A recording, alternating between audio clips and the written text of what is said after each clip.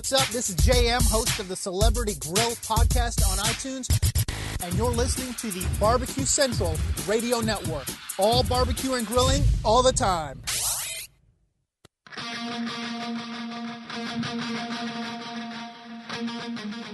So to get that perfect barbecue, you use wood. Are you sure it's safe? Whatever. We put the lighter fluid on, strike the match, and oh! Should we call the fire department? That might be a good idea.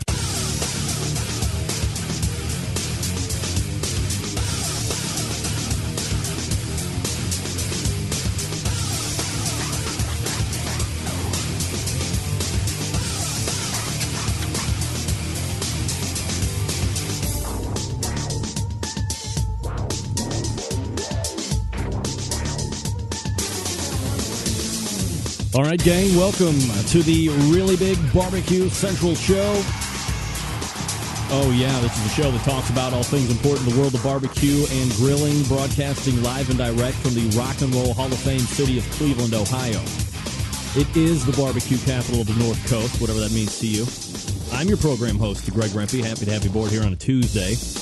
Two ways to get in touch with the show if you want to do it, 877-448-0433. You can also email the show, Greg at thebbqcentralshow.com. Lots to get to tonight. Typically, I don't have the first opening segment interview, but I do tonight because we have a major announcement. Let's go ahead and race over to the hotline, and I'm going to bring in a special guest, Andy Rabinowitz. Andy, how are you, buddy? Fine. How are you doing? Doing absolutely fabulous. Now, a lot of people are listening online in the chat room, and they're like, who the hell is Andy, and why is he on the show, and what is going on? Because I've said we've got a major announcement coming up here. And here's the bottom line. Andy has, and I, let me backtrack just for like 6 seconds. 7+ years ago, I cut my teeth in the barbecue world with a barbecue forum. It was originally bbq-view.com, and then it kind of changed name-wise to the Barbecue Central Forum, and then the show was spawned off of that. Between the show, between work, and all of this other stuff, the forum was suffering. And basically, I was able to kind of hook up with Andy, and just through the grace of kind of knowing him and knowing what he does for a living day-to-day, the announcement is this. I have sold the Barbecue Central Forum to Andy, who will be taking over all the day-to-day operations there. So, Andy, for the people that are Centralite Forum dwellers, maybe a little bit of background about yourself and maybe what the vision is, at least in the short term, for the Barbecue Central Forum. Sure. So, well, first off, I'm honored that you allowed me to, adopt your community. It's a great place, and essentially it's just going to be business as usual there. I got my background in forums about a decade ago when I started my first forum, and through just a random set of circumstances, ended up acquiring a couple other forums, and before I knew it, I had a whole little network of sites, and it's been just a lot of fun. I learn about each of the topics and really have a nice time, and I basically consider my job to be there to support our moderator team and to help foster the community and grow it, and I provide my background, which is in forums, and I plan to learn a lot about barbecue. Well, you definitely have a good base of posts, and I guess the thing that I find unique about my forum, and I guess why wouldn't I, because I'm the one that started it originally, is the membership group there. Wide-ranging. You have noobs like yourself. You have the intermediate knowledge level, and then, of course, all the way up to expert competition cooks. And I guess the thing that I really prided myself most on this particular forum was it wasn't niche-y to a specific region of barbecue or a specific style of barbecue or specific cookers, or it wasn't competition geared or backyard geared. It was just kind of all-inclusive. So I think that's kind of a benefit that you'll see as you probably start to look at some of the other barbecue forums that are out there. You said business as usual. Are there going to be some software changes? Since you are involved in forums day to day, do you see like apps and stuff happening for that? What are you looking at as far as that's concerned? Yeah, in the coming weeks, we're going to be looking at converting the software from currently it's running on a free open source software, and we're going to buy a commercial script, the same one that runs on like Barbecue Brethren and some of the other barbecue forums. It's called vBulletin, and I think it'll just provide our members with some more features. that'll allow, just make it a nice user experience when they're on the site. And then we'll also get some free mobile apps set up. So right now I think you can log in and participate using Tap-A-Talk, but we'll get some free ones out there. So you'll be able to install the Barbecue Central Forum app, and then from there you can participate and stuff like that. So, pretty much it's just going to be, enhanced software, but the community and the members are what make it great. And those are all staying the same. And the moderating team, everybody seems to be on board and excited to go to the next level. So it's going to be a lot of fun. Andy Rabinowitz joining me here on the show. The base of forums that he owns is under this site called socialknowledge.net. What are some of the other forums that you're fostering right now? Oh, gosh, I have forums on lots of different topics, everything from, automobile forums and technology forums, quite a few in the RV travel trailer space, some in the marine, sailing, stuff like that, one cooking site. So it's a hodgepodge of different types of communities, but they're all a lot of fun, and, each one I get to learn about a new topic, which is really a unique experience for me. All right, so this has been absolutely a blessing for me, not even in disguise, just flat out, right? And, I really appreciate being able to partner with you, you taking the site on and growing it in a way that, I know I wanted to, but just wasn't going to be able to dedicate that time that I know you can, plus the expertise that you have within the forum industry. So I think this is just kind of a match made in heaven. Wanted to be, obviously the first to kind of scoop my own story here with you. So I'm glad you were able to make time for it. And, we'll just kind of keep checking in from time to time. If there's major announcements or anything that you want to do in relation to that, just give me a shout and we'll get you up here on the show. But otherwise, good luck. And, of course, whatever I can do to continue the seamless transition, I'll do it. Great. Sounds great. I can't wait to meet all the members and move forward. It's going to be fun. All right, Andy, thanks a lot for coming on. All right. Thank you. There he is. Andy Rabinowitz. So there's your big news. I had originally started my barbecue chops in forums. It's kind of a unique story in the fact that, my very first smoker was a Weber Smoky Mountain Bullet. So where do you go to find out information about Weber Smoky Mountain Bullets? Virtual Weber Bullet. And me and another guy, some of you maybe know, some of you might not know, Larry Wolf, who had originally founded Wolf Rub, then ended up selling that out, but a fantastic cook in his own right. We were yelled at for posting too many questions. I mean, what's a forum for exactly? Am I missing something? You're asking questions on forums, right? So you learn more. And that really inspired me initially to start a forum. It was on horrific software. It wasn't even that open source that I have now in place. And it just steadily kind of grew. Got a lot of great initial core members, which are still there to this day. And it has just kind of grown organically over the last 7 years. But look, got to a stagnation point where I wasn't able to give it the time that it probably deserves in order to continually grow it and make it bigger, badder, and better than ever. And just through kind of an initial look, found Andy, who is now going to be, we agreed upon the sale of the forum itself. And he'll be taking over. We're starting it right now. It's been going on all day today, the transition. And then we're probably looking at maybe a week or so until everything is off of mine onto his kind of a thing. The software is upgraded and whatnot, but he's got a lot of great things planned for the forum itself. Of course, that free technology as far as apps are concerned. So if you have some type of mobile device, you're going to be able to check the forum out if you're on the go. If you're out at the pool, at the lake, wherever the case may be, you're not going to be having to be tethered to a computer, laptop, desktop, whatever the case may be. And Chris Grove, that's the guy, Wolf Pit. So I'm very excited to meet up with a guy like Andy, who I truly am 100% in belief that he is going to be able to foster this thing and take it to the level that I had set benchmarks earlier before the whole radio show started that I was hoping to get the forum to, and I was able to reach those. I was really never able to monetize the forum that much or at all.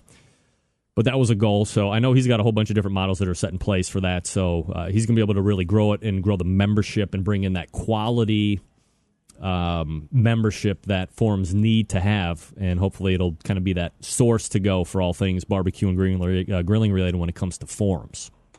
So there you go. 877-448-0433. Greg at the BBQCentralShow.com. Quickly, here's what's coming up in about 5 minutes. Justin McGlaun from Lucky's Q. He won the KCBS regional event that took place in Rockford, Illinois this past weekend. 35 past the hour, Stan Hayes, co-founder of Operation BBQ Relief, will join me. And then the second hour, second week in a row, BBQ Round Table. Oh, that's right. Chicken edition. Competition chicken edition, and we'll see how that stretches out for the next 2 weeks. That would be rib and pork. But very excited to have three of the top chicken cooks in the KCBS coming on tonight to talk chicken. There's your show. Justin McGlaun coming up next. Hopefully I'm saying that right.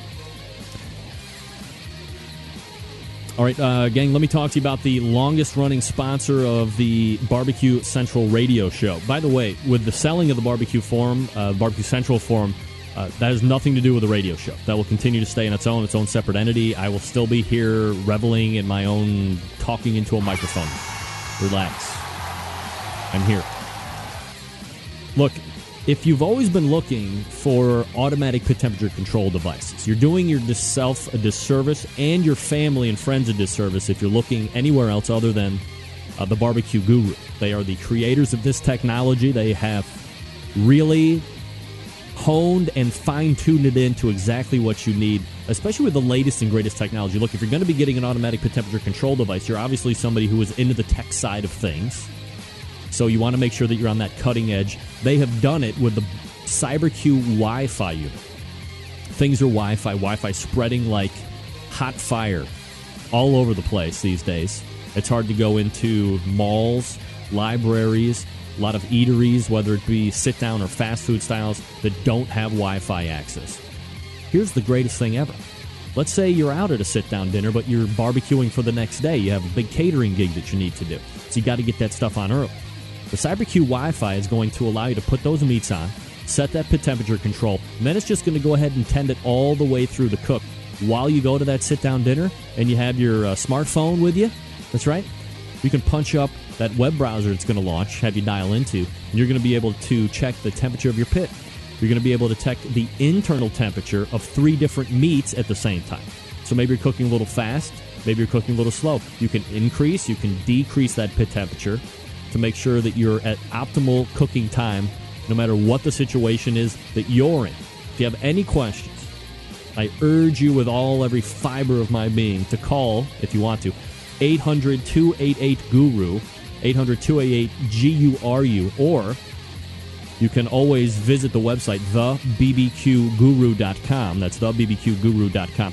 You can talk to Barbecue Bob. You can talk to anybody there that's on the technical side and the sales aspect is going to make sure that you're outfitted with exactly what you need to get you up and running right out of the box. And if you need technical help after the sale, because some of us do, you can call in, and they will walk you through step-by-step to lead you exactly to your place of victory when it comes to automatic pit temperature control. The Barbecue Guru, a breakthrough in barbecue technology, thebbqguru.com, 800-288-GURU. We'll be coming back with Justin McGlaun of Lucky's Q to recap his Big Sam's regional win right after this. Stick around. We'll be right back.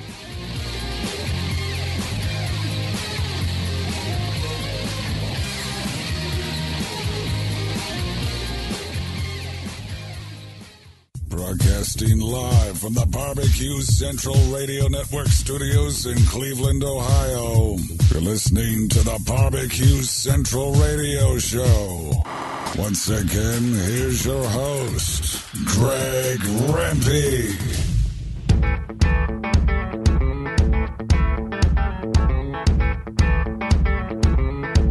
All right, coming up on 14 past the hour.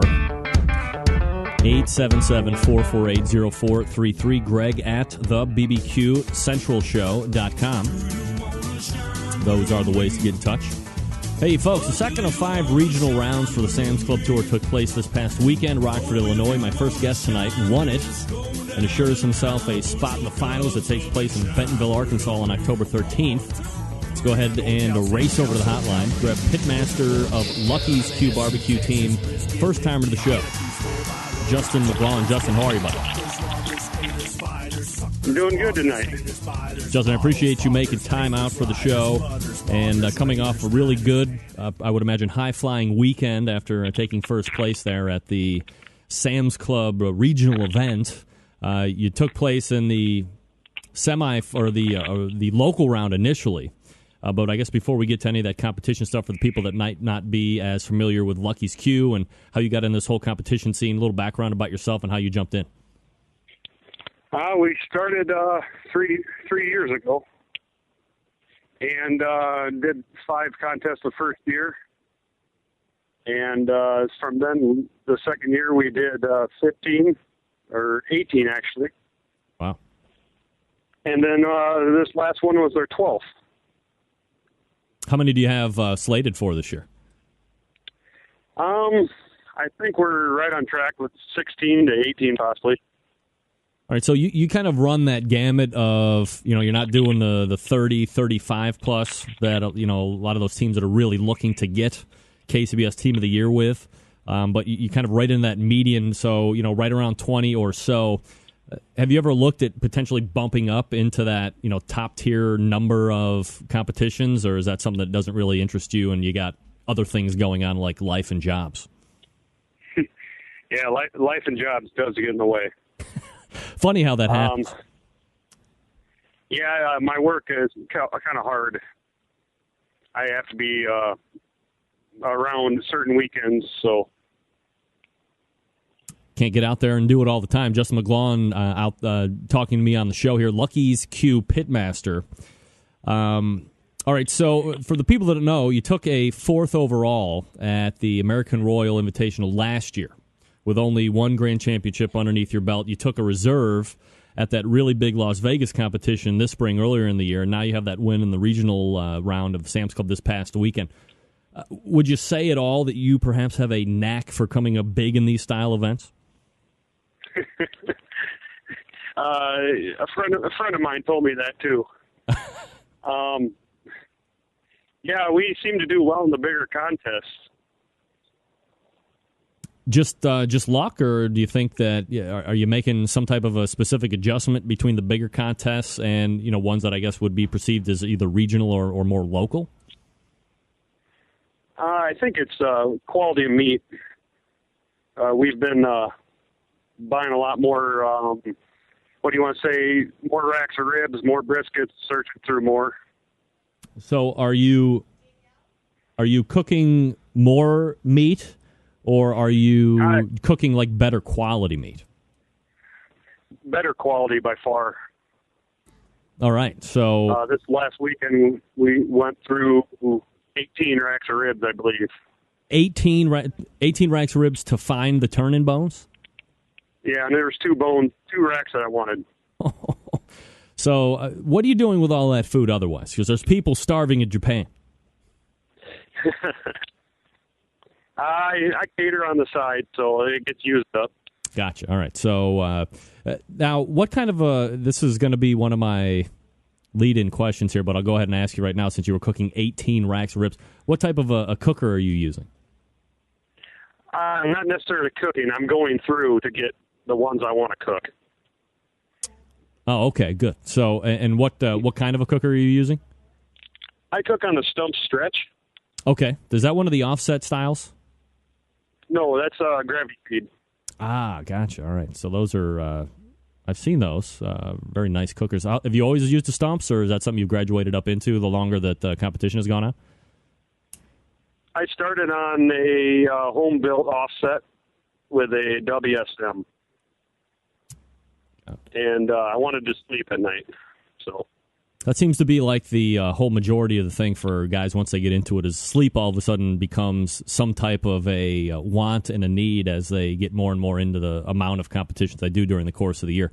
So let's go ahead and kind of recap the win a little bit, and we'll get into the specific categories here in a second. But, just on the whole, how do you think the cook went for you, and was there any type of, anything out of the ordinary that you had to contend with? The cook went well. I changed things up a little bit. I trimmed my chicken on Friday, and normally I do not do that at a contest. But I put them in the fridge, and the skin dried out. and I was a little worried about that. What? But overall, I guess it went well. So why does dry skin worry you exactly? It turned leathery on me. Kind of. I was worried about the bite-through appearance. Other than that, no weather issues, no like drunk fans coming around trying to get into Lucky's Q's mobile home or anything like that? No, it was plenty warm, and that stump being black, you got to keep it shaded, otherwise it likes to get hot. Yeah, I would imagine. So let's go ahead and take that chicken aside from the fact that you had prepped it the night before and it kind of had a leathery look to the skin. Once it was off the cooker and you had it looking the way you wanted to, you end up getting a 14th place finish overall, so you don't get a verbal call at the awards. Did you think that you were just like on the cusp of making it? Were you not really happy with the chicken turn in? Were you really worried about it? Where were you at with that? I honestly thought our chicken tanked because we were tasting the pieces afterwards, and they had about 3 out of 4 with the skin would bite through. And the other one wouldn't at all. How many pieces? So we're a little nervous about that. How many pieces of chicken are you typically turning in at a contest? I'm typically turning in anywhere from 6 to 10. Okay, so whatever kind of fills the box and how big they are. Yes, it depends how big they are. All right, so 14th overall, you don't get the call. So, I mean, I would imagine as a competitor, you would like to have at least some kind of a call to kind of build that mental momentum going into the other 3 categories. Oh, yeah, definitely. I was getting a little down on that because chicken's been strong for us this year. All right, so you move on to ribs. So you go right from not hearing your name all the way to taking first in the ribs category. Did you think that the ribs you turned in this past Saturday were first-place ribs? They were the best we've cooked all year. Wow. And you can tell when the wife bites into them and she doesn't talk that they're good. The no communication is the best communication. Exactly. All right, so you get first place ribs there. We don't know where chicken's at, and then you come back with pork. And again, a no call. Now, credit to you, credit or not, consistent, 14th, just like chicken, overall with the pork. Where did you think the pork came out that day? It's been the same we've been cooking all year. It turned out really good, and that's been another strong category all year. And I knew at a contest like this that you could still have a really high score and not be in the top 10, so I wasn't too worried about pork. Have you found at all that perhaps the judges' palates might be changing as far as flavor profiles they're looking for in pork, or not so much? I'll just say we've been going a little spicier than what I have done in the past, and it's done really well for us. So you stick with what's working, obviously. Yeah. All right, so we get to the last category. You get to brisket. I'm sorry, we're talking with Justin McGlaun, Lucky's Q Pitmaster. Brisket, you get 3rd overall. So, you didn't win it like ribs, but top 3 overall is huge. So you have, I don't want to blow my wad here in just a second, but how did the brisket go for you? And are you somebody that's using a prime brisket or like a Wagyu brisket? You just use regular choice? I cook 1 prime and 1 Wagyu. The primes, usually their Wagyus are better by far. Do you ever turn in a mix? Or is it always going to be 1 Wagyu turn in or 1 prime turn in? A lot of times the point will be from the prime and the spice will be from the Wagyu. All right, so we get done with the calls. As those categories are coming in, were you keeping tabs, at least mentally, on some of the other teams getting calls? Because I would have to imagine that you probably were under the impression that True Bud was pretty much up there to possibly win it as well. Yeah, I believe True Bud had 3 calls, and I thought they were up there quite a ways. But Troy, he tells the top score sometimes, the points wise. I gotcha. And I think I was 176 or something in ribs, so that lets you know that you're up there a ways.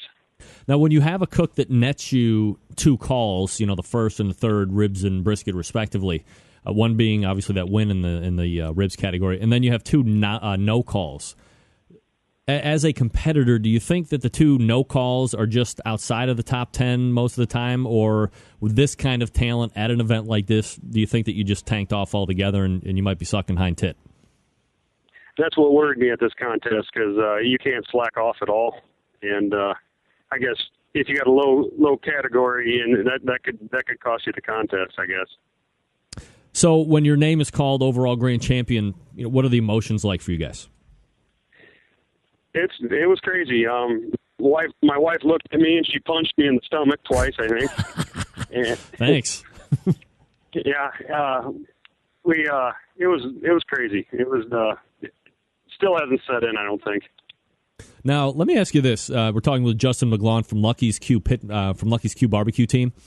On the opposite end of your spectrum is a guy that I hold in very high regard, who I've seen personally, had on the show a bunch of times. Current Team of the Year of KCBS, Bob McGee, had a great showing in the local qualifier here in Canton, and I can attest to that personally because I tasted all of his turn-ins. He took a reserve there to move on to Rockford.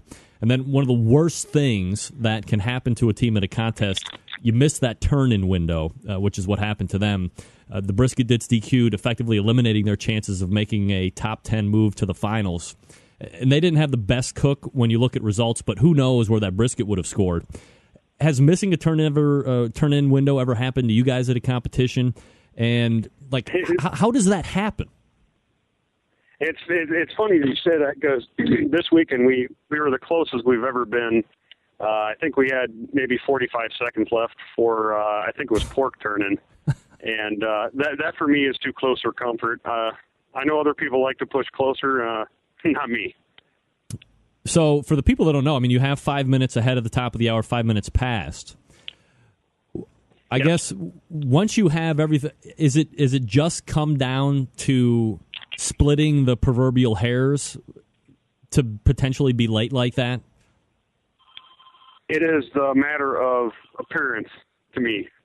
The more time I spend on appearance, the more the later I'm going to be. And if I got a really good product, I'll spend more time.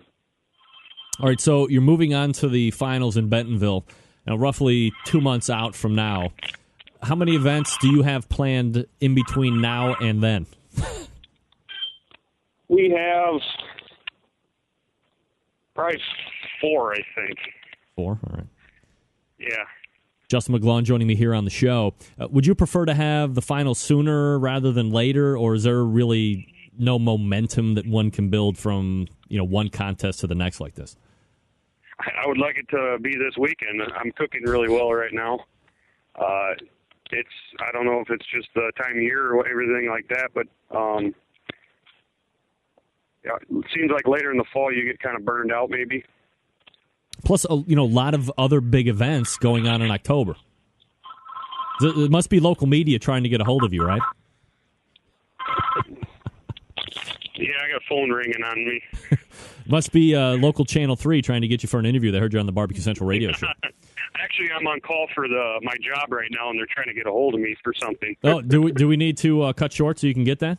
No, not a big deal. Not a big deal. All right, so now look, unrelated to any of this talk we have been having tonight, Justin, there is this point, undeniable trend that of all places on God's green earth, Iowa is pumping out some of the best barbecue competition cooking teams anywhere on the face of the earth. I've asked many of these Iowa teams that have been on here, is there some type of secret in the water? Is it the corn?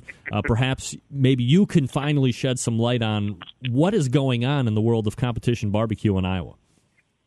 I believe it's a strong competition we got.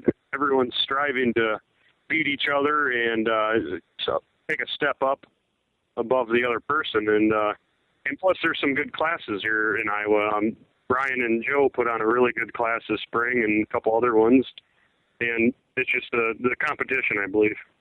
Are you a believer in taking competition cooking classes? Have you taken them before? I've taken, I guess, Scotty Johnson's Cancer Suck Chicago class. Yep.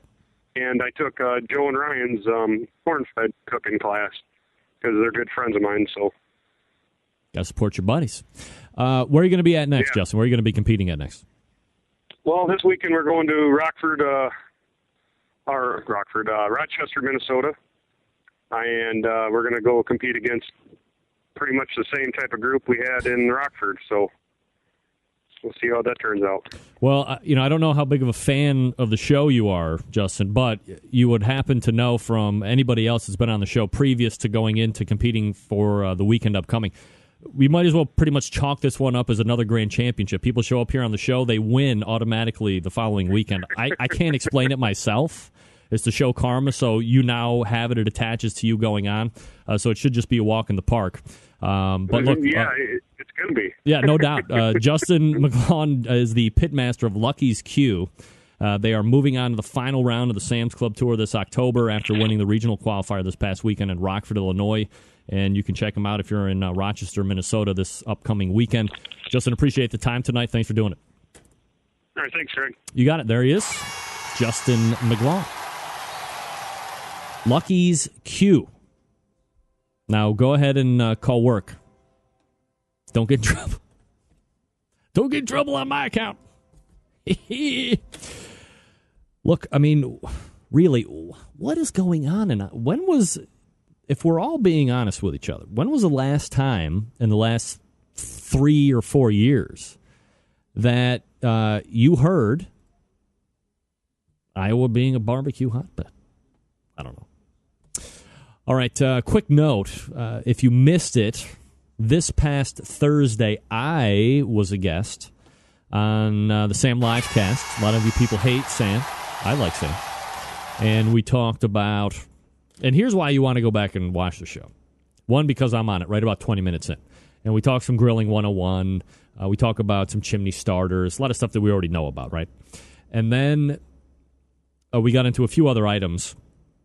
But what you really will find entertaining is they were doing grilling week. He was cooking on a big green egg. And when I was on, they were doing whole grilled trout. So you get to see, and one of the claims that Sam has on his show is it's uncut, it's unedited, it's uncensored. So in essence, if they fail, you get to see the fail happening live on the internet, and then it's also recorded and put up on YouTube on their homepage, thesamlivecast.com. Well, while the end product might have been edible, fire management was probably not on his high skill set list. It caught pretty much a lot of fire, and somebody needs to go out and help Sam and learn him that you keep the top down when you're cooking with the big green egg. Burp it when you open it, keep the top down. That's how it's made to work. But a lot of fire, a lot of hilarity. But as always, a lot of good time, and I appreciate Sam having me on his show because it's way more popular than my show. We did talk about that Michael McDearman new way of cooking steak, which I tried a week ago tomorrow after we had Michael on this show Tuesday last week. And I tried it. I went to the steak place, got 2 steaks, cooked them right from the refrigerator onto the grill at 350, flipped after 7 minutes, and then cooked to an internal temperature of 142. I have to admit, it was a phenomenal steak. I have to admit, there was probably a little bit more moisture than the way I typically do it, and the color was very good from top to bottom. You might want to give it a try. Go back, get the archive of the show, and take it from there.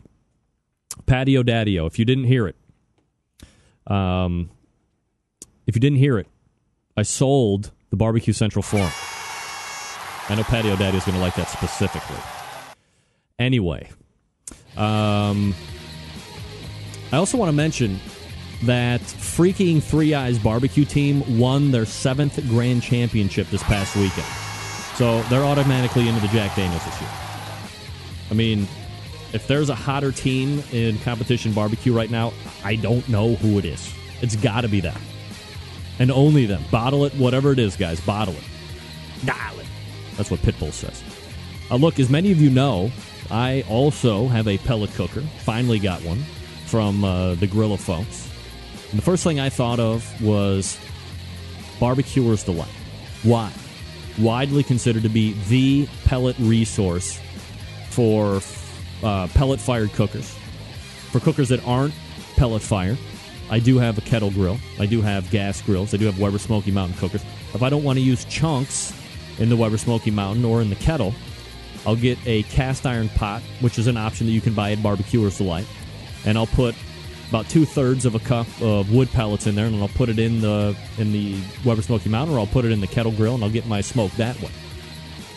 Pellets are a lot more dense than traditional wood style, so they burn longer.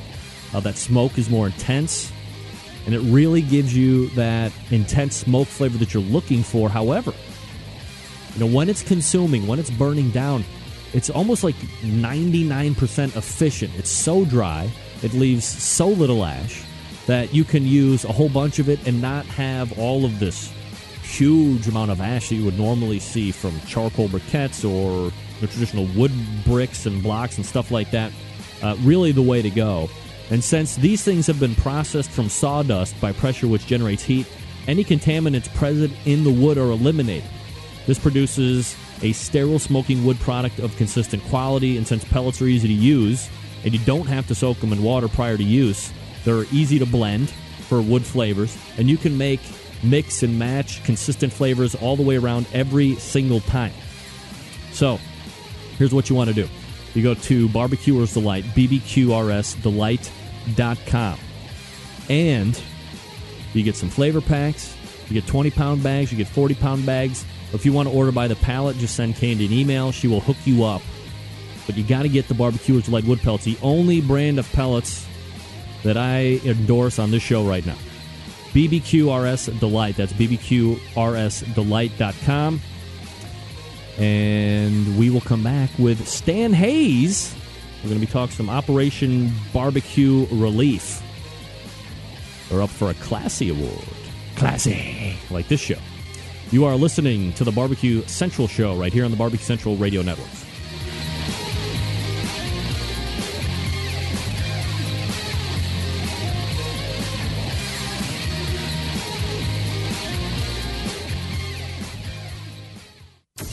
Get in the smoke. Call 877-448-0433 to get on the air.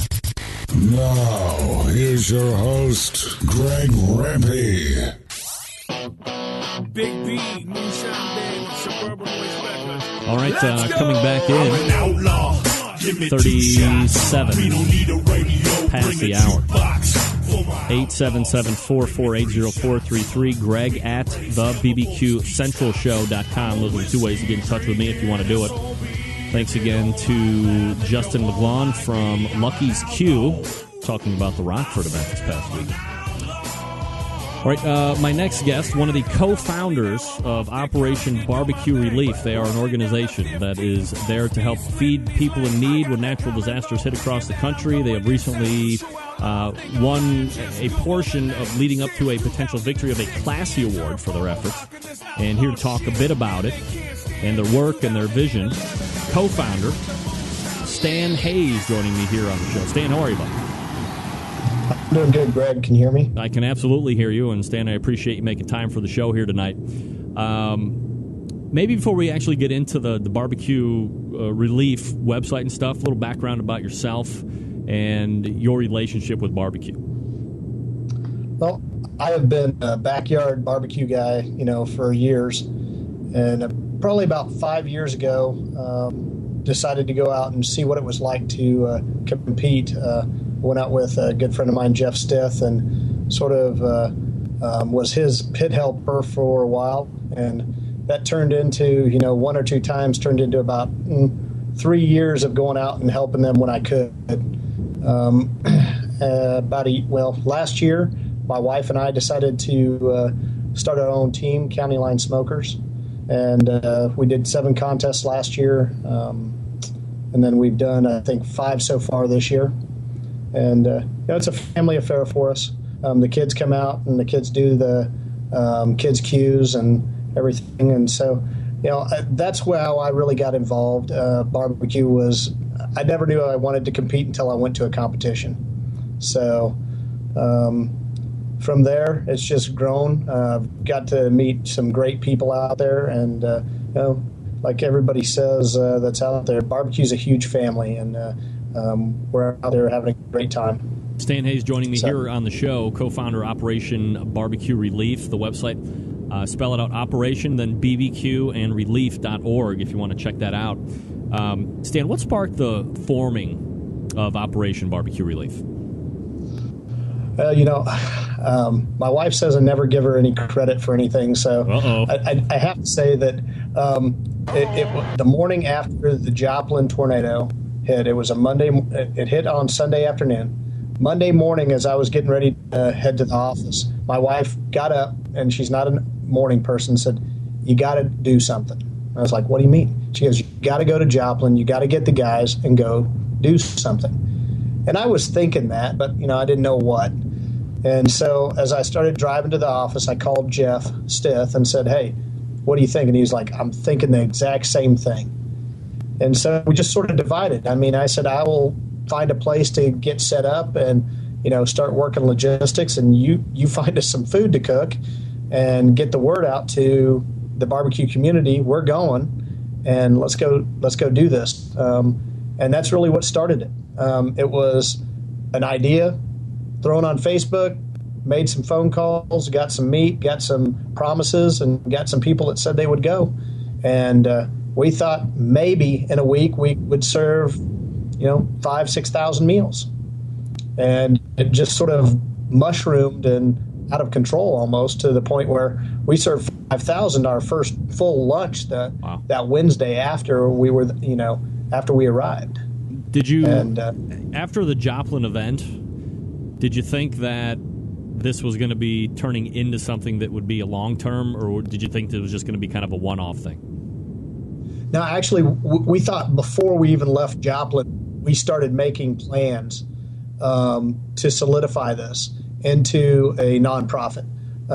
We found that we really had something that we really needed to move with, that as good as the Salvation Army can be and their resources and the Red Cross, the fact is that there was a void there. We were the Salvation Army's primary, food supply for the first 5 days down there. Wow. So I would say that the urging was by many people while we were down there that we needed to continue, and we all agreed. Stan Hayes joining me here on the show. Again, Operation BBQRelief.org is the website. So just over a year old now. How many states have you been in? How much food have you cooked and served? We have been in 9 states now, so 8 additional since Joplin.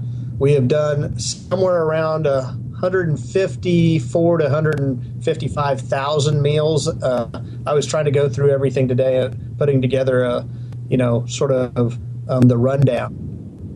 So we have it when people ask. We're figuring about between 250 and 275 volunteers that have come out and helped, and that's the ones that we know that came out and helped over these 9 events. Obviously, Joplin was the biggest one, 120,000 meals, and between 175 and 200, volunteers while we were down there. Between all of the different tours that you've done across these 9 states now, have you ever had any trouble getting people to help in the areas that you've gone to service? No, not really. Between different barbecue associations, the Great Lakes guys really came through in Michigan, earlier this year, and they contacted us wanting to help. We're finding more and more of that. We've got that. Also, the Rocky Mountain Barbecue Association out in Colorado. It was a little sticky, trying to go out to a fire-prone area with cookers. It eventually worked out with some grills and stuff, but we're still finding our way. Sometimes we're not always going to be welcome in every disaster. Why? You got a bunch of people out there that want to help, and so you're not gonna. It's not that easy. Now, the big one was the perception of letting a bunch of barbecue guys with smokers and everything come into a middle of a wildfire area and letting us cook. Even if we were doing it with propane and such, the perception was such that they really didn't think it was a good idea. So, but we were told no last year during the Texas wildfires in Central Texas that absolutely it didn't matter what, unless we were cooking in an oven, we weren't welcome, basically. So, but since then we've started even, putting that word out there. We actually had a commercial kitchen offered up in Colorado that we were actually looking at before they said grills would be okay, as long as they were propane. Wow. Stan Hayes joining me here on the show. Operation BBQ Relief, so while short in existence, has not gone unnoticed by folks in the philanthropy world. The organization has moved into the final round of potentially receiving a Classy Award. So if you could tell us a little bit about Classy and how that voting works out for you guys. Yeah, so Classy Award, it's an organization called Stay Classy, started these awards for philanthropy and nonprofits as a way to help showcase, the good that's done out there. And this is their fourth year of doing it. There was over 2,400 nominations. Anybody can go to their website and nominate an organization for it. We were nominated, and from that they chose 360 some in different categories. And so we were up for best new nonprofit and disaster relief and international aid. We ended up winning the Midwest Regional for disaster relief and international aid, and we're one of 4 finalists across the country in that category. All the other 3 are, when you read about them, they do some amazing things. Food for the Poor is a 30-year-old organization just now getting this kind of recognition, and we're a 1-year organization.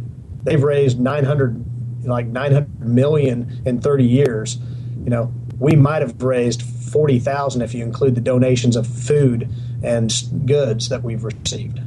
So there's a big disparity between some of these organizations. We are the only one that's a true disaster relief.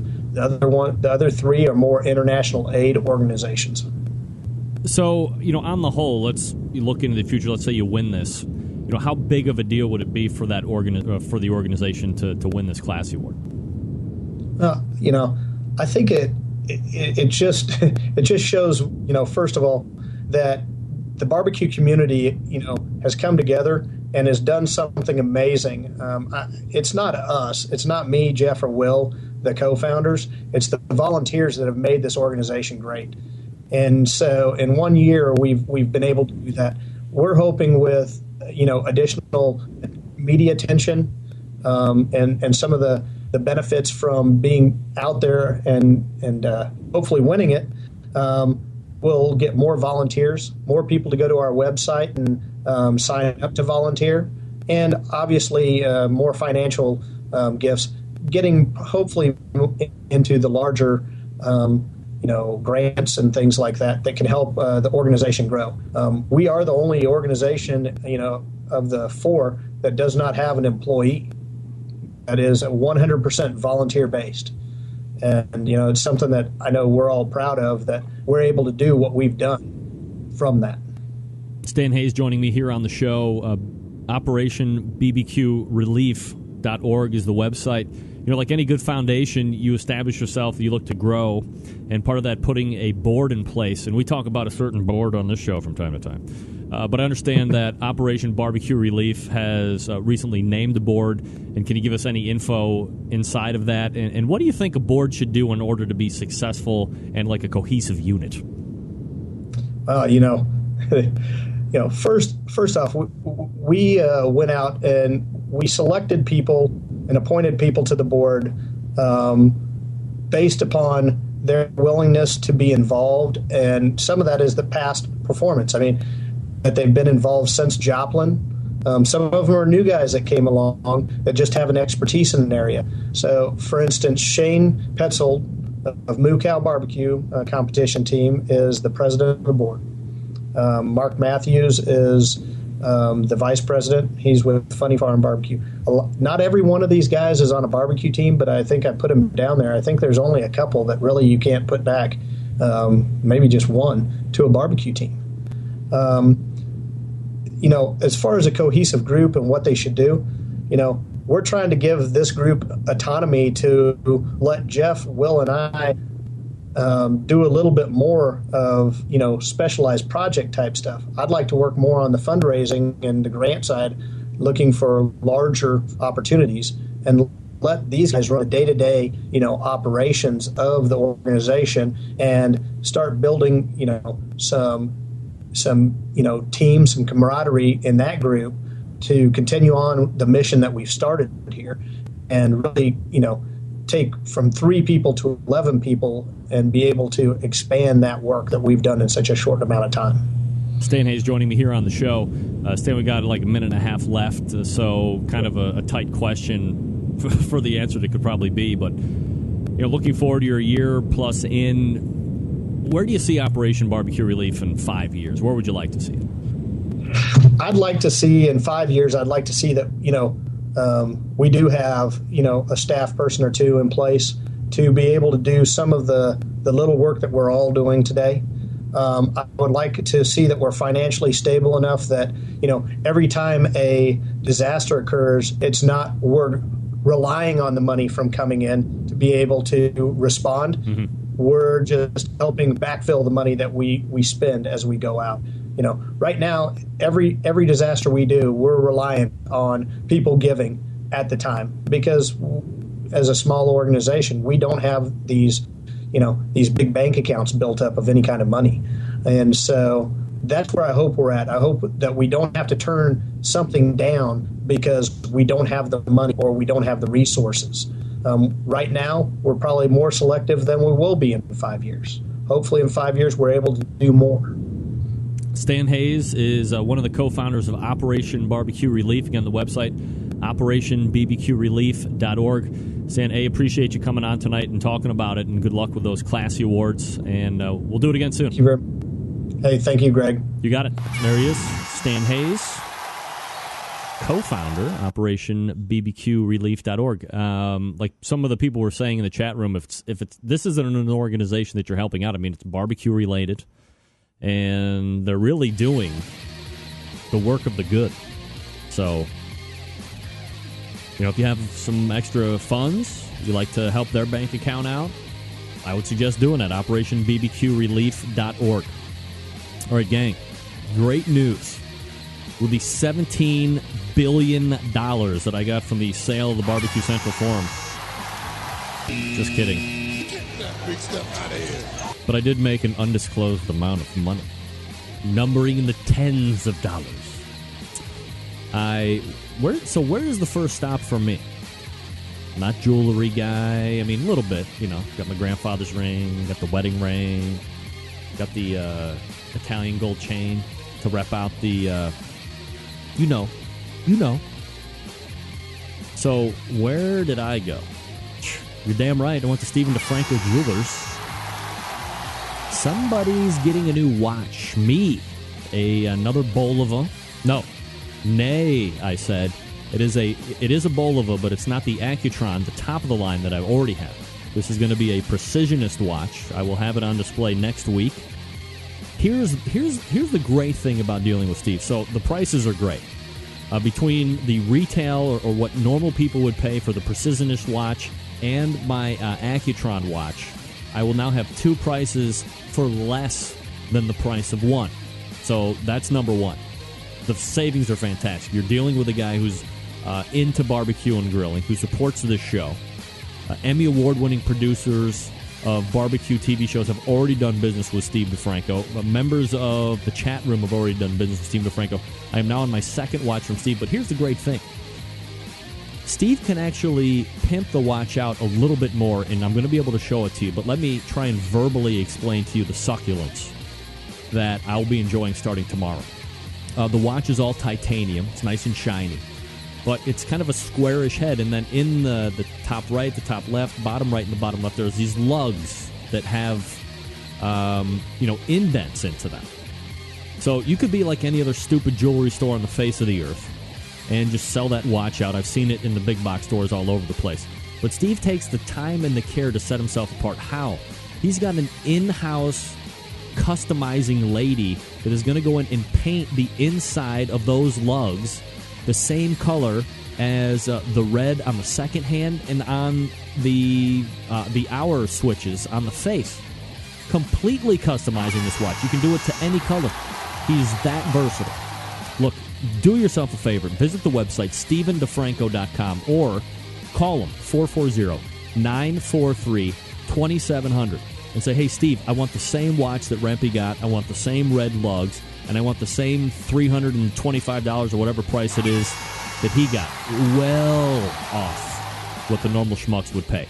But you got to call him. Stick around. We'll be right back. Big name interviews, advice on cooking brisket and ribs, and the only host willing to share his honest opinion on all things important in the world of barbecue. It's the Barbecue Central Show. All right, ran a little long with that read. I apologize. While we're here, feasting on the wrap-up, thanks to Stan Hayes for joining the last segment, talking about Operation BBQ Relief, operationbbqrelief.org. Getting a lot of props in the chat room right now. You want to prop them up? Donate. I'm going to donate. You better donate. I am remiss in my notes that I have right here, right down here at the bottom. I had mentioned that Three Eyes Barbecue just won their 7th Grand Championship this past weekend. Little somebody else did too. Maybe you've heard about it. Sponsor of the show, Dave Bosca, Butcher Barbecue. Need 7? Need to see Dave down in the Jack Daniels with Three Eyes? Book it. Look, I don't want to say that the unveiling of the trading it in pound for pound and skid for skid injection plan from Butcher Barbecue has enabled Dave to get over the top to number 7. But it couldn't be mere coincidence, right? I don't know. You tell me. I do have a question for Dave. There's it's on the West Coast. There's a team called Butcher's Barbecue's Daughter, or Daughter's Butcher's Daughter Barbecue or something. Is that any relation, Dave? Answer, we'll wait.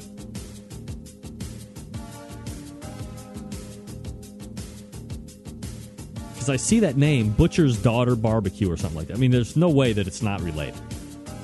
Or we have a great lawsuit on our hands.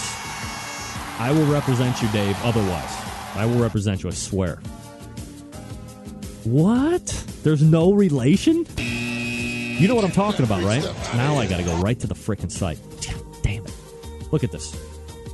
I got to go to the results. Got to go to the results. Results. Full results. Let me find the California one here. I'll show you. California. Chino. Wait, where was it? Dillard, Kansas, Jasper, Missouri, Vista. Check this out. I'm going to punch it up here on the big board. Oh. Go to Skype. Right here. Number 7. Butcher's Daughter Barbecue. No relation. Get that big stuff out of here. Butcher's Daughter Barbecue? Number 7's right there. See it? Oh, boy. We've got a scandal on our hands, Dave. We've got a scandal. Butcher's daughter is Donna Fong, who has a father in Alameda who is a butcher. I know she's a great gal, but Dave, let's do this. Lawsuit. We'll have millions. All right, we're going to gear up for the barbecue chicken round table competition style. Stick around. We'll be right back after this. You're not going to want to miss it. Get your notes out, boys and girls.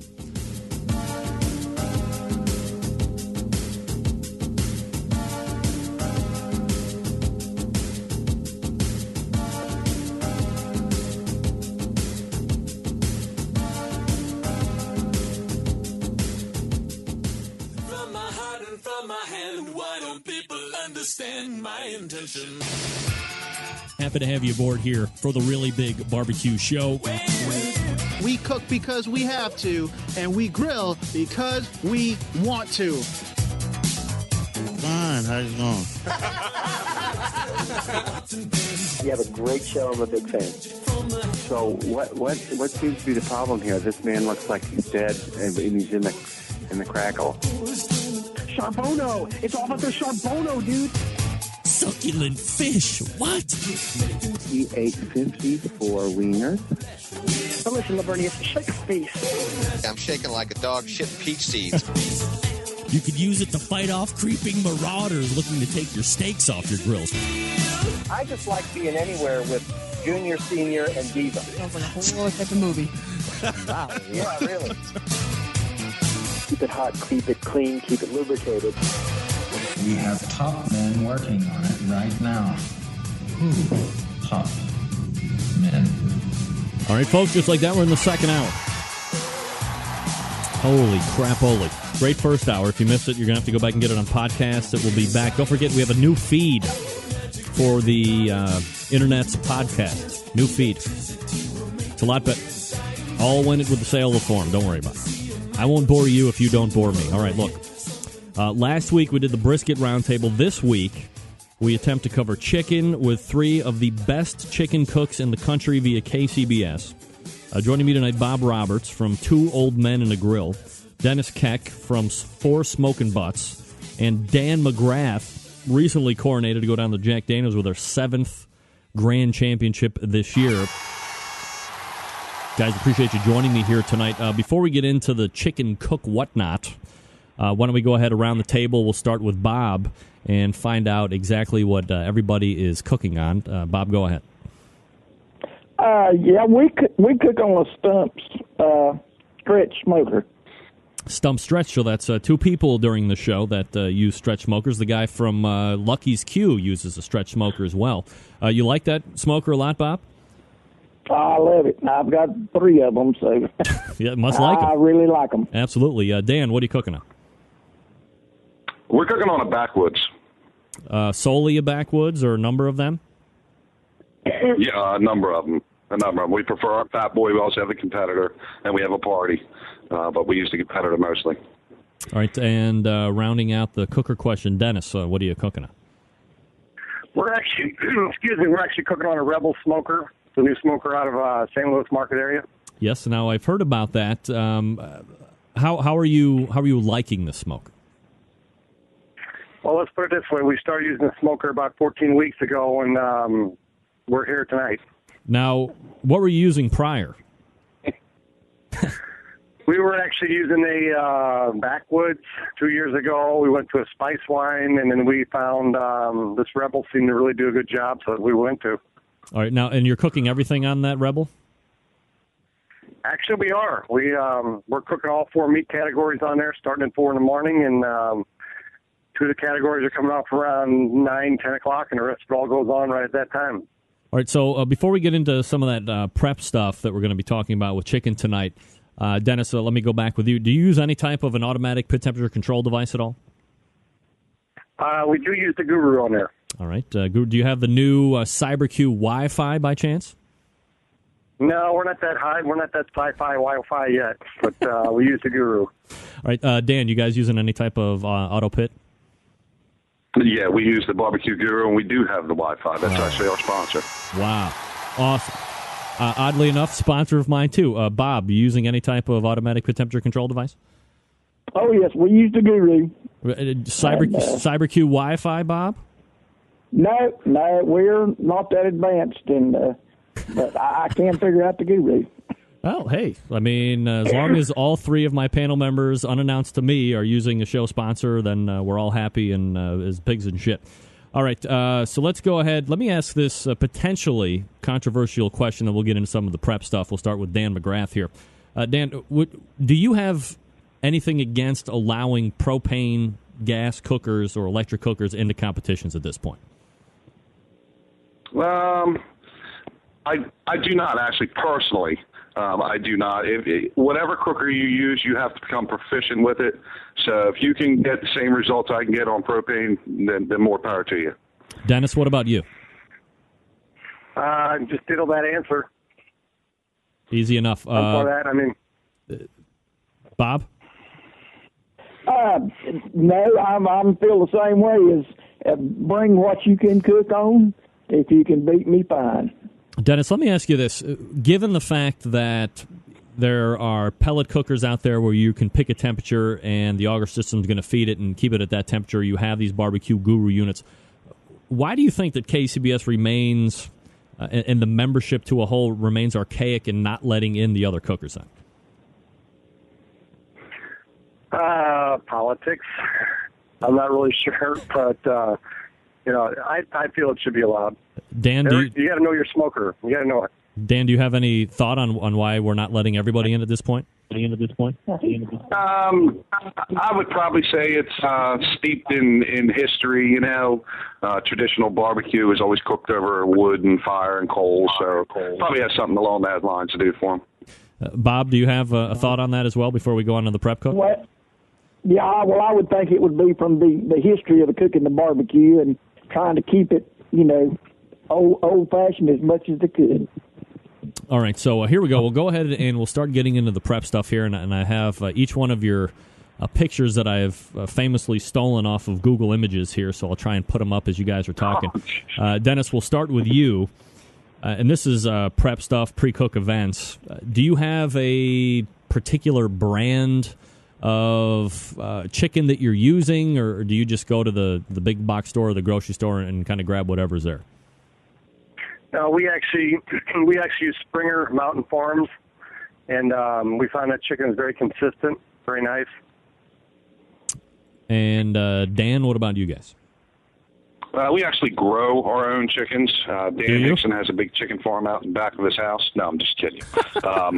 We do have a brand that we prefer, but I shall remain silent on as to which brand. Why? You don't want to share with everybody?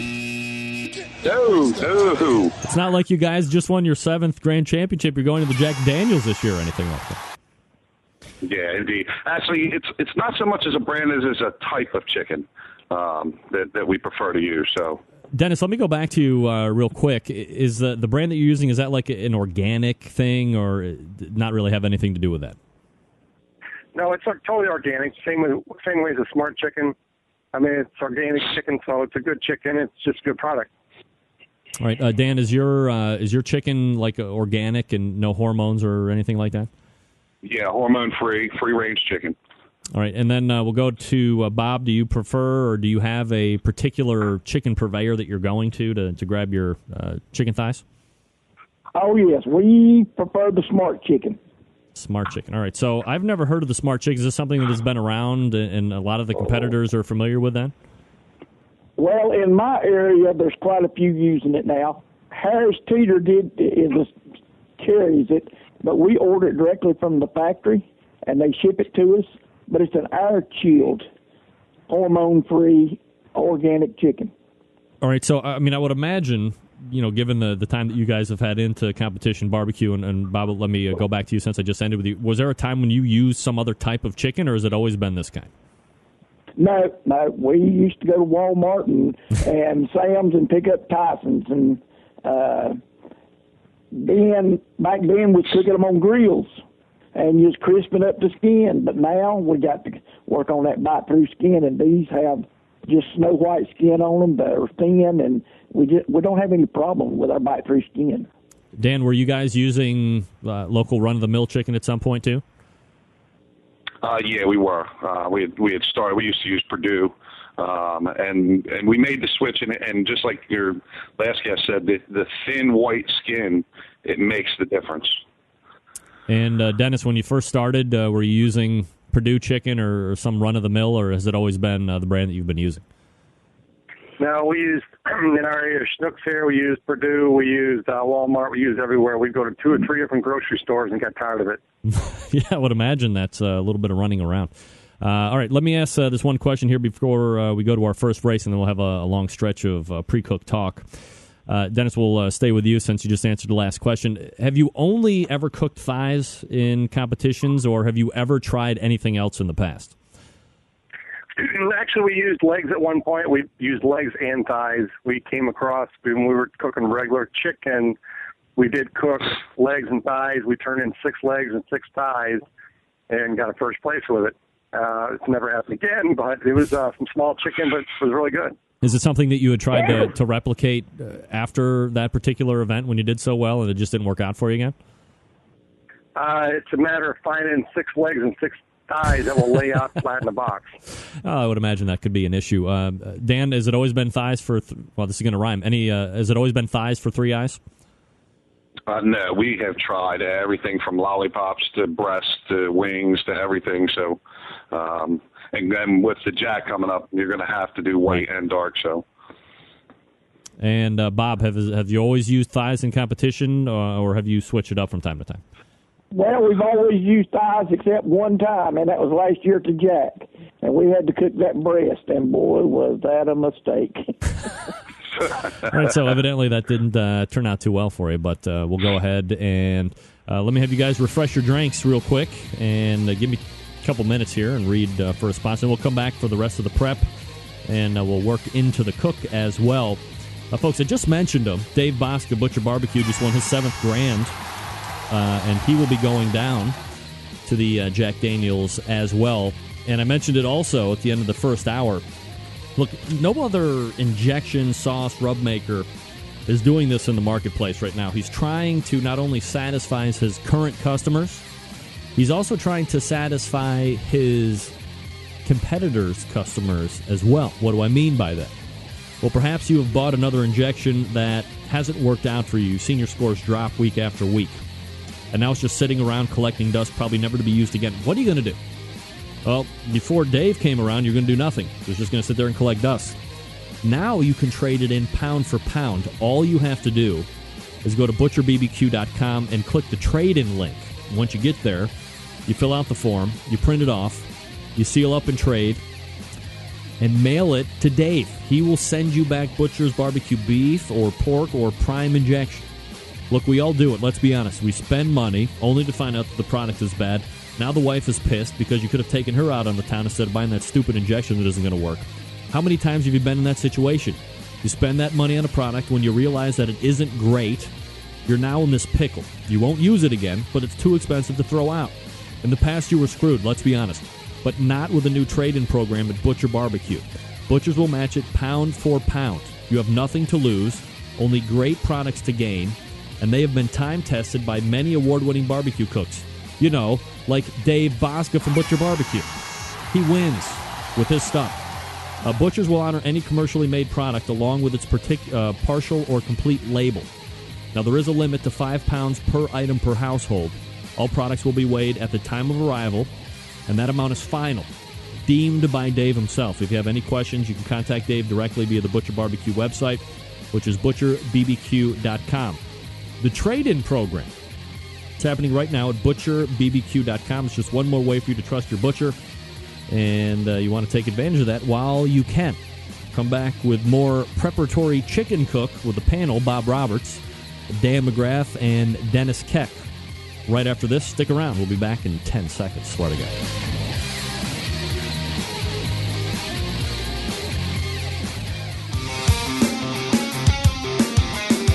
Broadcasting live from the Barbecue Central Radio Network studios in Cleveland, Ohio.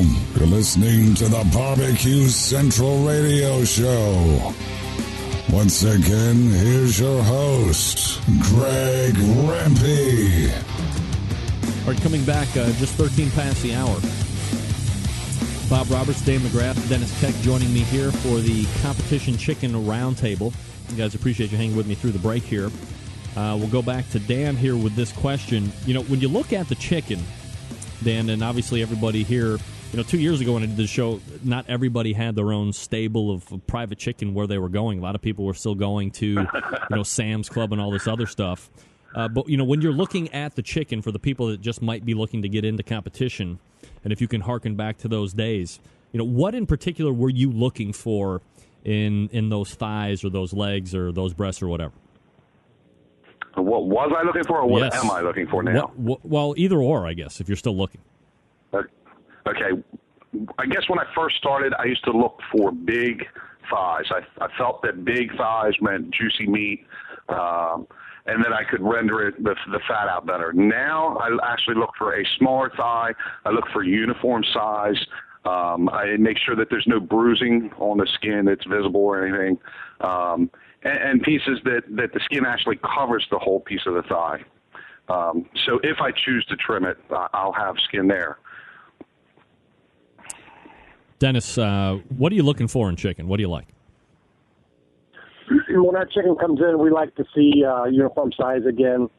And when we cook our chicken down, we make it look like thighs. We're not trying to make it look like cupcakes or anything like that. I just want to see what a chicken thigh is. They want to taste chicken thigh, and that's what they want. Bob, what are you looking for when the chicken comes in? Well, we try to get the packs that are got the most uniform pieces in it, so we can get them all about the same size, so they look good in the box. And the biggest problem you run into with some of these chicken producers, I think they're using chainsaws to cut up the chicken now, so it's just ragged stuff. So you really got to pick through it. All right, Dennis, we'll go ahead with you for this question. During a normal competition, and I would imagine at some point it might vary depending on where you're at specifically, but on the whole, how many chickens or pieces of chicken are you cooking during the competition? We cook 24 thighs every week and maybe 6 to 10 legs just to play with. And how many are eventually making into that turning box? Between 6 and 10, I would imagine? Normally 9. Not that much? No, normally 9. Oh, normally 9. Okay, I got you. More times than not, are you having that mix in there, or is it mostly just thighs making it in? Normally we do the thighs. I mean, when you're running where we're running right now, you don't want to take a chance and putting something in there you're not sure of. Mm-hmm. Bob, what about you? How many pieces are you turning it in a competition? I turn in 6, but we cook 16. And I pick out my 6 best ones and turn in. Dan, what about 3 eyes? Same here. Generally, it's six that we turn in, unless they're exceptionally small, just to make the box look nice. But we only cook about 12 to 16 pieces. All right. So when you are, and I guess this really gets to the heart of preparatory, and we'll go back to Dennis for this one. How do you trim the chicken when you're getting that thigh?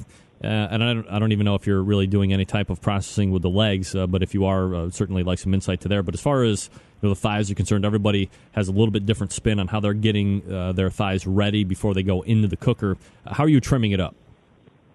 Quickly. I mean, yeah, right. I always hear everybody hates chicken, and I pretty well trim our thighs out. We do 24 thighs. We trim them out, get them all ready to go in 45 minutes or less. Are you a big believer in the whole, like, taking the skin off like a leaflet of a book and undersiding it with the blade and getting all that stuff out underneath, or do you not even bother with that? No, with spring mountain farms, you do not need to do that. Dan, what about you guys? What's the trimming process like? Well, there's actually a barbecue forum out there, another barbecue forum out there, that I actually did a pictorial on it. It's probably easier to look at that chicken prep. But basically, I'm just trimming off the little wings on the outside. If you flip it over, the bottom side, on the left and the right-hand side, the bones going north and south. There's 2 little wingettes you would take off so that the skin can fold over and become a more uniform-looking piece. But if the pieces don't need it, you don't trim it. You know what I mean? If they all look the same, you wouldn't want to take some off of one and make it smaller than the other one. So we're looking for uniformity for the box. Now, are you doing, I'd mentioned it with Dennis, do you go underneath the skin and kind of scrape off like that, or is your producer not allowing you, or you don't have to do that with the producer you're using? We do not do that. Fat is flavor, you know. I hear that. Bob, what about you guys for trimming process? We basically do the same thing as Dan. You make them look uniform. You taper out the outside edges so when you roll them up and make a uniform-looking little pillow out of them.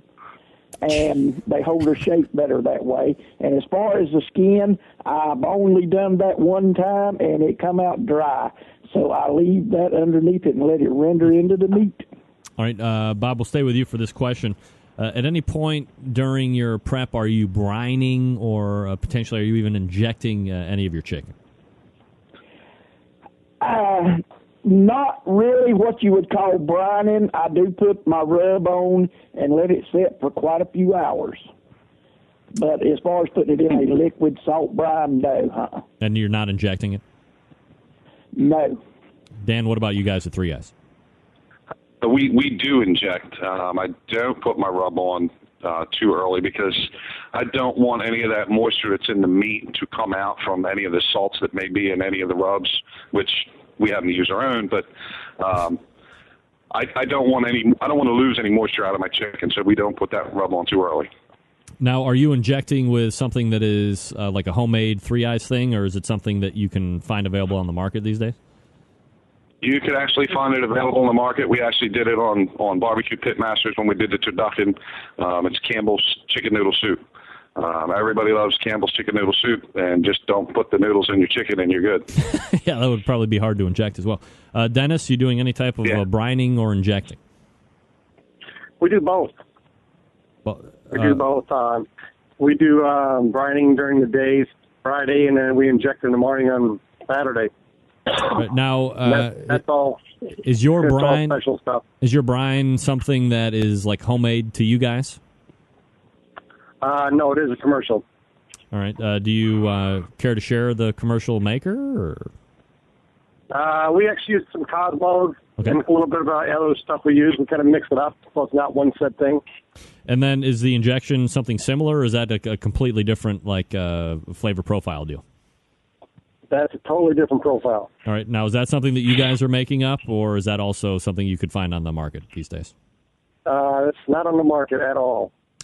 So potential revenue stream for Smokin' Butts in the future, huh? Selling diamonds during the day and selling chicken injection at night. You never know. Right. All right. So let me ask this question. This might seem completely out of line. But I asked it a couple years ago, the last time we did a chicken round table, and the question hit large on many different aspects. We'll start with Dan here. As far as, and this would only be for thighs, I would imagine. I could be wrong. Do you use toothpicks to hold the skin in place, Dan, at all? Oh, geez.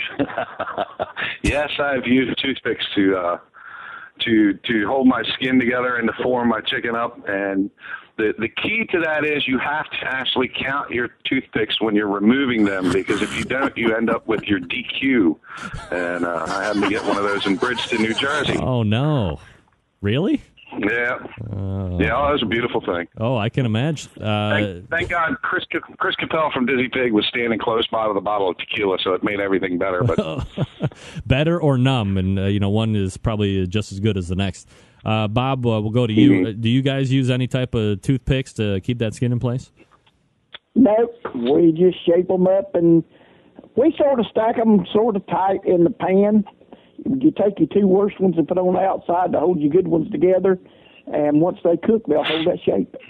You ever mess around with toothpicks at all, or never? I have tried. We've tried floral pins. We've tried all kinds of things, but it just, I don't know. I just didn't like that.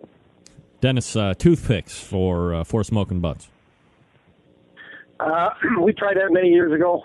We had some actual stainless steel toothpicks made, and we loved them. But we found we can do it without any kind of toothpick. So that's one less thing to worry about, especially when you're doing your turn-in. So we do not use any kind of toothpicks whatsoever. Now, I do have one piece of information that I can actually pass along to you guys because nobody brought it up. If you're going to use the toothpicks, don't use the colored ones. Exactly, because they can leach out. Now you got green inside that chicken. That is not a smoke ring. All right, so we'll go to Dan here.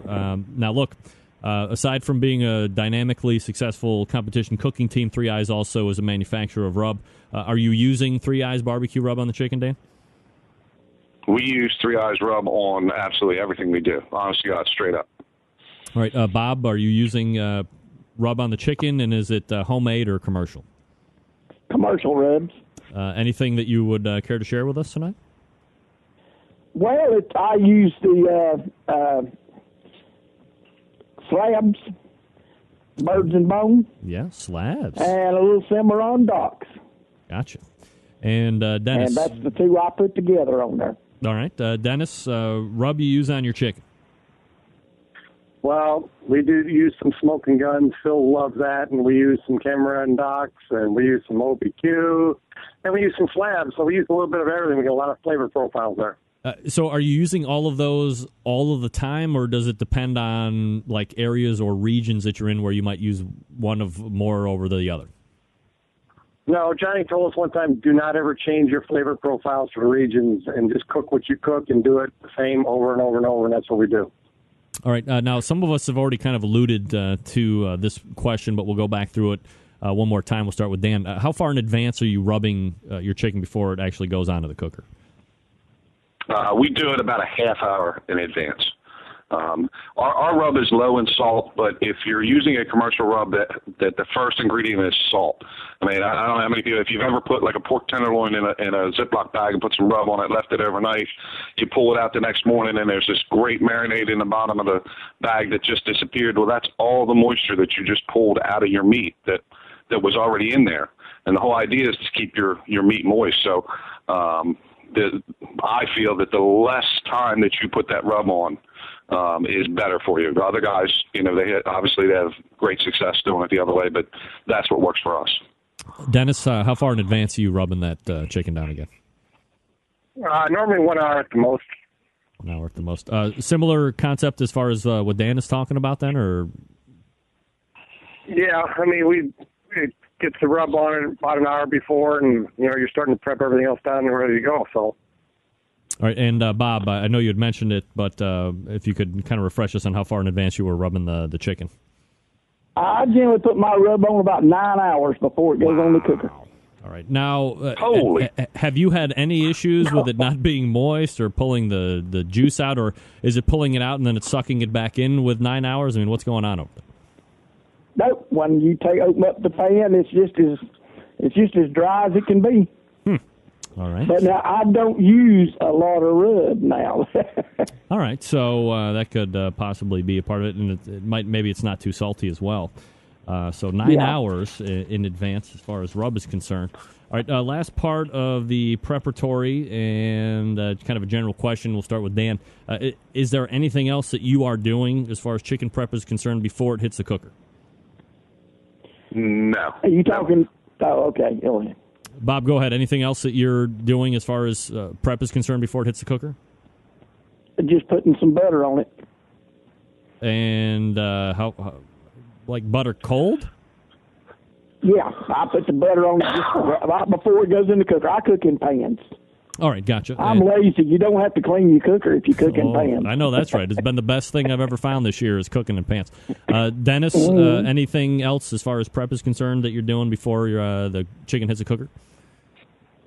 Not really. Just looking on that lucky penny and hope it hits again. Hope to see what the judges like that day. You never know what the judges like. Yeah, absolutely. All right, so now we go into the cooking session, and we'll stay with Dennis here for this one. What kind of wood are you using for smoke flavor? We use, basically, we're in the Rebel, it is a gravity-fed smoker, so we're using Royal Oak lump charcoal.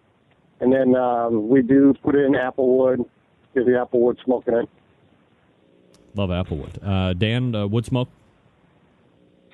We like hickory and cherry for the color and the flavor. Okay. And Bob, wood smoke for flavor? We use a little bit on the chicken. We use just a little bit of hickory and apple. Hickory and apple. All right. So apple definitely popular for chicken. Dan, we'll start with you on this one. What time are you putting your chicken in for your competition into the cooker? Right before we're putting it in is about that time. Right before it's going to be too late. That's when we put it in. Right before it's going to be too late on turn-in? Right before it's going to be too late, that's when we put our chicken on. Not 1 minute early. Nice answer. Very good. Are you allotting a certain amount of time for that chicken to cook? Yeah, I was kind of trying to elude that a little bit. We're right in the 10 o'clock-ish area. All right. Dennis, are you allotting a certain amount of time for that chicken to cook? We normally allot 2 hours for it. 2 hours, all right. And Bob? We go for 2.5. 2.5. All right, so this would obviously beg this question here prior to us going into the next break. What temperature are you keeping your pit at? And we'll go back to Bob for that. We cook at 275. Everything we cook at 275. All right, so pretty consistent across the board there. Dennis, where are you keeping the pit at temperature-wise? We're pretty well same, right? 275. I mean, give or take 5-10 degrees either way. And Dan? We're at 275 degrees too. Wow. All right. Now, given the chicken, was there ever a point where you were cooking either at a much lower or a much higher temperature range? And we'll go back to Bob for that. One time, I got my brand new cooker, and the thermometer was off, and I thought I was cooking at 275, and I was cooking at about 315. We was in Lakeland, Florida. Oh, wow. And we had petrified chicken. Oh, no. So it didn't turn out too well. But that was a lesson learned. There you go. Dennis, did you ever cook at a higher or a lower temperature previous to landing on 275? Yeah. We actually cooked about 400 degrees. Wow. We put the chicken on for about 15, 20 minutes, and it was done. How did that work out for you? Last year we were in the top areas in KCBS and chicken. It was just another thing to carry with us, and another different kind of smoker we were using, or griller, smoker, however you want to call it. But we decided to get away from it. Because of you wanted to see different results? I mean, that seems to be kind of a drastic temperature drop from 400 to 275. I mean, obviously it's working out for you, but what sparked the drop down in that? Some of the judges saying they didn't like to see grill marks on the chicken. You weren't truly smoking it. You were more grilling it at a high temp and getting it done. And I mean, that's not true smoking. So, all right, well, that's a sore spot for me, but what do I know? Dan, did you guys ever mess around with temperatures higher or lower than 275 at any point? Yeah, we've tried everything from high and low. When we actually started, probably for the first 2 years, we were at about 225, and we just couldn't get that rubbery skin. It just didn't happen for us. So up to 275 it goes. All right, guys, go ahead and hang back here just for one more second while I go ahead and get this read in. And this is going to be for not necessarily the competition folks. We do talk about classes here quite a bit on the show. But, for the backyard hacks like me, if you want to take that barbecue to the next level, or perhaps you're a business person looking to get into the barbecue cooking business, Pitmaster Conrad Teddy Bear Haskins uses his years of catering and restaurant experience combined with food science and smoking secrets to help you understand how to improve your barbecue. Backyard barbecuers and those folks who want to open a business drive and fly in from all over the world for the Institute's small, friendly, informative classes. The upcoming Barbecue 101 class will include locations at Riverhead, New York, Dallas, and Houston, Texas. There's also a commercial barbecue class for those wanting to open their own business, and that's coming up at the Gator Pit Factory in Houston, Texas, using their approved commercial kitchen. Now, following the sold-out second annual Barbecue at McKinley Springs Winery plans are being made for 23. They're already in the works for next year. The Barbecue Institute is planning on adding a 2-day Dutch oven cooking class and a 1-day butchering class on each side of that weekend. So it's almost like a week of barbecue succulents from start to finish. Now, you can learn the differences between cooking with charcoal and gas and logs and wood pellets.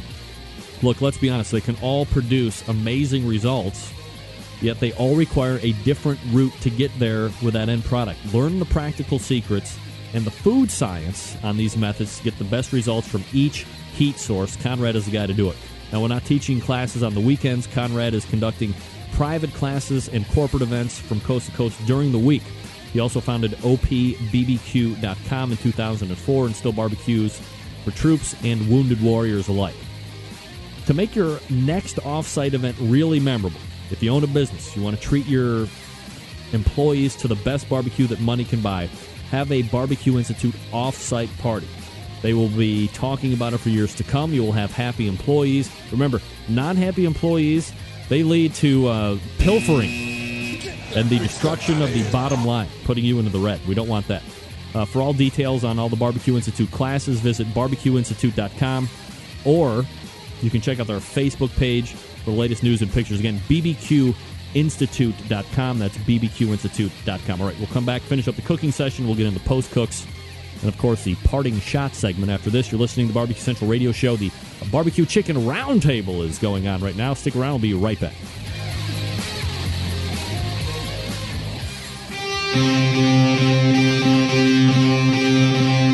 Get in the smoke. Call 877-448-0433 to get on the air. Now, here's your host, Greg Rempe. All right, this is the Competition Chicken Roundtable, 34 past the hour.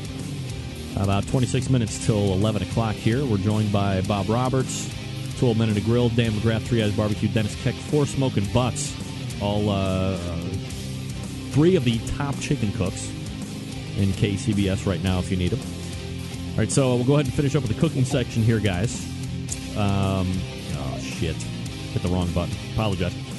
What internal temperature are you shooting for to finish? Or perhaps, as I've been told by some other cooks, they're just putting it on for time only and they're not sticking, which I think is potentially a little dangerous.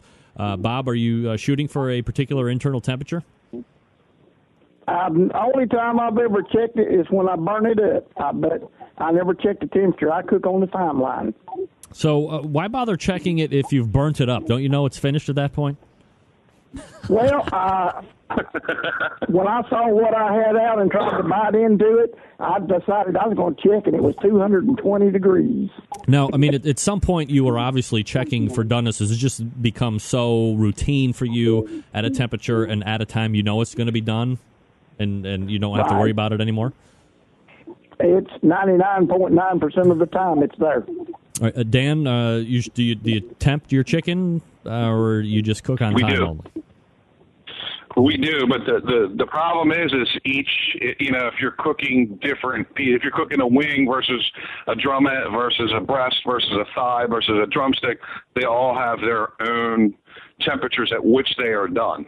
So if you're cooking a breast, you may want to pull that at, say, 152 degrees to carry for your carryover heat. Yeah. If you're cooking your thigh, depending on how you like it, you may want to take that to 170 degrees, 180 degrees with whatever your bite is or your palate that you're looking for. Dennis, you're turning drumettes? Dan, what's that? Do you turn you're turning drumettes? Yeah. Okay, just checking. Dennis, are you cooking to a specific internal temperature, or you just cook on timeline at this point? We kind of look at that. We kind of check it. But we cook to 175, 185, and it pretty well is always the same all the time. All right, so 2 hours of cooking. 2 hours of cooking, and at that temperature, you're pretty much set a baseline for yourself at this point, right, Dennis? Yeah, you don't have to worry about blood. Let's put it that way. All right, we'll go back to Dan for this question. Are you setting a sauce or a glaze on the chicken prior to taking them off the cooker for turn in box? Yes. Yeah, absolutely. All right, and do you use a specific kind of like glaze sauce, or is it straight barbecue sauce? And is it something that you're making, or is it commercially available? It's half what we make and half of a commercial product. We'll yet to see what the 3 Eyes product line has to offer. All right. Now, do you use a blues hog? We have. We don't currently. Dennis, are you setting any type of glaze or putting on a sauce before you're taking it off the cooker? Oh, yeah. We take it out of the smoker and we let it sit for about, actually take it off the smoker and put sauce on it, then let it sit. But and we are using a Blues Hog specialty sauce that's not on the market, and it's awesome. So there's a Blues Hog sauce that isn't on the market but is available for sale? No, it's not on the market. Gotcha. All right. So you're obviously doctoring it up a little bit. Double top secret. Double top secret. All right. So even more than top secret. Bob, are you setting any type of sauce or glaze before you're taking it out of the cooker? Oh, yes. We use the Blues Hog as a base, and we mix another sauce with it.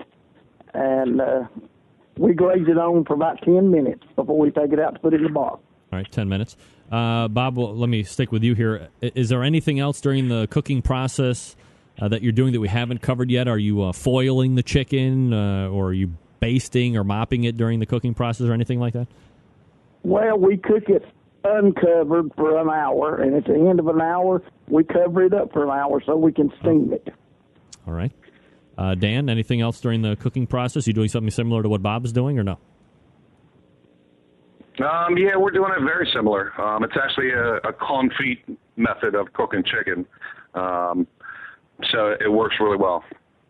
And Dennis, anything else during the cooking process that you're doing that we haven't mentioned tonight? I use a combination of both of what they're saying. All right, so everybody is doing some type of a steaming with the chicken, which I technically really haven't heard about so far. But is that something that you guys know? Is that kind of like common practice, Dennis, amongst the chicken cooks out there?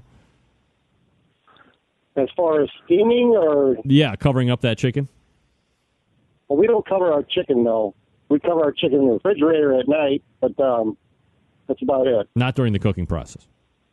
No, not at all. Gotcha. Dan, is this something that is, like, are you in the minority or the majority of people that are doing this? I believe we are in the majority. For the most part, it was, I believe it was Mike Davis that first made it, famous or more common. But basically, it's a French style of cooking. It's called confit, where you actually cook it in fat. So halfway through, you'll cover it with foil, and then you'll expose it back to the smoke. Bob, do you know a lot of other cooks that are doing this as well, aside from you? Most all of them down this way that cook regularly, they do it. All right. So now we're done with the cooking process. We'll get into like getting that box and the post-cook events, if you will. We'll start with Dennis here. After it's done, do you allot a certain amount of time for the chicken to rest? If so, like how long you letting it hang out before you get it in that box? We normally let it sit about 10 to 15 minutes, and then I kind of back away from it, and my wife kind of takes over and puts them in a box. All right. Dan, do you let that chicken hang? No, we try not to. No, absolutely not. So I want as hot as I can, as early as I can to them judges. And, Bob, are you allotting any type of rest time for that chicken? Nope, straight out of the cooker in the box. All right, so we have two people that are doing it one way and one doing it kind of a different way. So let me ask this question. I've talked to a lot of pitmasters on the show after big wins or whatever the case may be, and one sticks out. That would be Melissa Cookston from Yazoo's Delta Q, who told me that actually it was with all of her barbecue turn-ins, not necessarily known for winning a lot of KCBS events, but definitely a good cook, that she seasons her meat or gets her flavor profiles from when the meat is, let's say, lukewarm, or she's trying to emulate how the judges would be tasting it when she's putting her recipes together. So putting it right off of the cooker and trying to get it as hot as it can, I guess, isn't necessarily keeping a common theme across, because obviously it's going to be a little bit colder. Have you ever tried, Bob, to produce a product that is going to taste the same hot as it would lukewarm?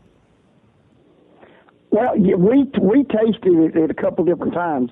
I try to wait till I think it's on the judge's table, and then I'll taste one of the pieces that I've got back at the trailer, and to see, about where I think it should fall. Dan, similar to you then? Well, actually, one of the things we teach in our barbecue classes is actually you need, if you're practicing your chicken, you need to go ahead and do your whatever you're doing to cook it to get to your end result. Put it in a box and let it sit for 15 minutes, at least 15 minutes, because if you get it in early hot, it's still going to sit on that table. It's going to go. It's got to go through, the judges, the table captain, blah blah blah. So that's when you want to try your chicken. If you try it straight hot off the grill, it's absolutely going to have a different taste than what those judges are trying. So we purposely practice that, try it, and then and adjust according to it. Dennis, is that something similar to why you're letting it rest a little bit, or not necessarily? Yeah, when we get it off at 11:30, 20 to 12, it sits there on it sits on actually hot trays. So it is staying hot, and then we will box it up. And as she takes it in, I'll taste the piece. When she gets back, she'll taste the piece. And, we pretty well know what we got then. It's been 10, 15 minutes, and the chicken, when it hits the table, there normally goes in right away to the judges because they don't have to rotate the boxes. We know that, so. All right, so, Dennis, you're cooking, X amount of pieces, and then you're turning in, I believe you said it was like 9 pieces. How are you picking out those pieces that make it into the box? Is it strictly, uniform in size and look and color? Yes. Dan, how are you picking out your pieces? Same thing. We separate. Again, we're trying to start with the same size pieces. So once they're cooked, we'll pair them up as far as same sizes. We'll taste. If we have larger ones, we'll taste those. We have smaller ones, we'll taste those. Whichever ones seem to be the more preferred, that's the ones we're going to turn in. That's basically how we do it. But we pair everything up by color, by size.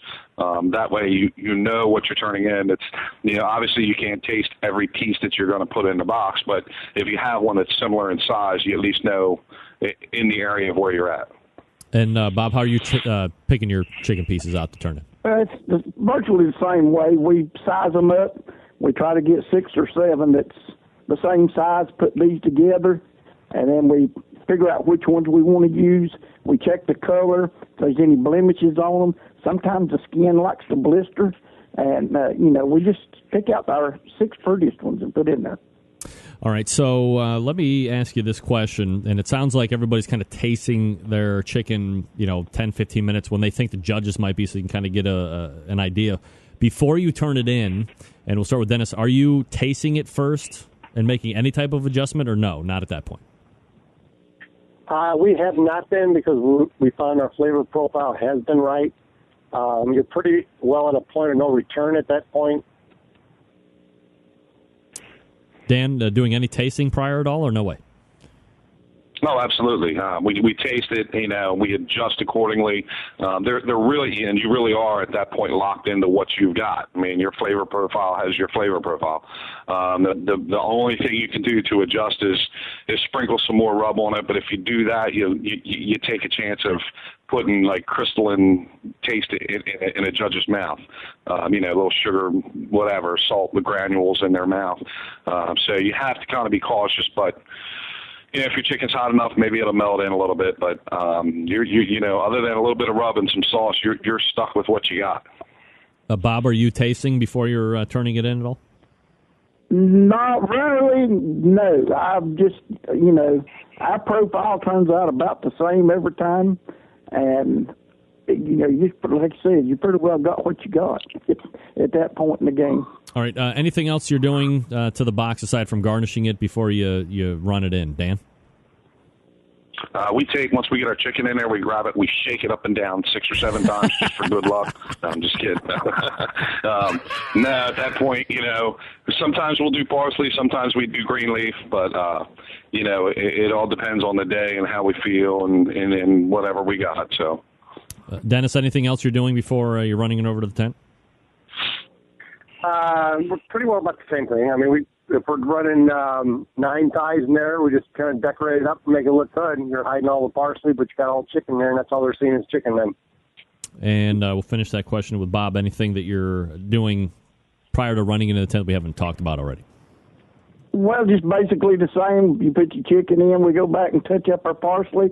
But one thing I think might be an advantage is to take your boxes out and let them come up to temperature for about 30 minutes before you're going to put your meat in it. That way you're not putting your hot meat right on that cold parsley. All right, so let me ask this question. I asked the panel members last week and was interested to get their take on it, so might as well ask some of the top 3 chicken cooks in KCBS right now. We'll start with Dennis. This has to do with garnish. It sits, and it's always sat in this, I call it what the hell you call it between heaven and hell? There's a place. I just had it. Where do you call that place? It's limbo. Purgatory. So it Purgatory. It sits in this purgatory state of optional. Now, look, I think we can all pretty much guarantee that Bob Roberts, Dan McGrath, and Dennis Keck are not going to turn in a non-decorated box. Would you like to see membership and the board and all this stuff either voted in as yes, it's part, you have to do it, or voted out as no, it's not allowed, versus keeping it in this optional state, which we all know if you want to win, you're not going to not decorate a box. Bob?